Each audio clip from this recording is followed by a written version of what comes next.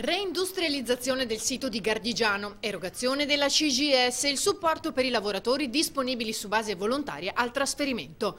Questi gli argomenti al centro del tavolo che si è svolto al Ministero dello Sviluppo Economico insieme ai sindacati per decidere il futuro dei 100 dipendenti alla Ilnor. Discorse. È emersa nuovamente la volontà da parte dell'azienda di vendere la Ilnor e inoltre su richiesta del sindacato della FIOM è stata posta al tavolo la proposta di non procedere più con i trasferimenti coati, ma bensì di usufruire della cassa integrazione straordinaria per 12 mesi, che verrà appunto discussa lunedì al Ministero del Lavoro.